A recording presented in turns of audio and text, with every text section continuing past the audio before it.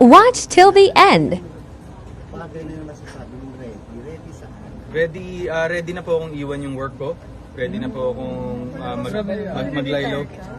Ang hirap kasi nun dito doon, parang kasi halimbawa mag-partner ka, di ba? And then baka hindi lang, I'm not saying hindi ko siya inuunahan yung iisipin ng partner ko, but really it's more of if I wanna venture into the settling down stage, gusto ko andun ako sa family ko, gusto ko yung mga anak ko, hindi ko sila makikita ko yung paglaki nila. Kaya kung nakikita po natin yung iba nating mga kasama sa showbiz na nagkakaanak, nawawala for some time and then babalik.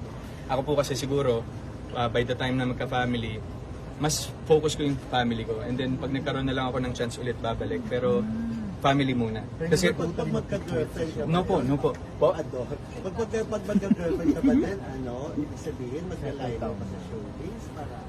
Ako po, parang ganun ko po siya iniisip. Hindi mo kayang pagsabayin, Bo? Hindi po. Kasi may mako-compromise po ako and right now. Hindi pwedeng artista ang maging girlfriend mo. Hindi ko sinichismis sa'yo. Hindi ko naman po masabi to doon eh. Parang ako ayoko siyang pangunahan and ayoko rin sabihin na ayoko ng showbiz, ayoko ng non-showbiz. Come what may po.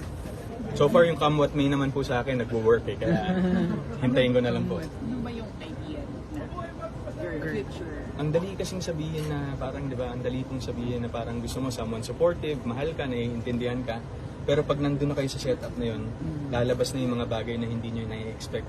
So, ako nga, parang nababago ngayon eh. More on an open-minded girl, sana yung networking.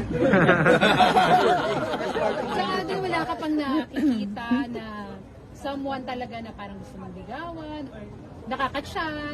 Sa ngayon po, meron siyempre po na nangyayaring ganyan, but hindi natin masyadong hina-hard sell.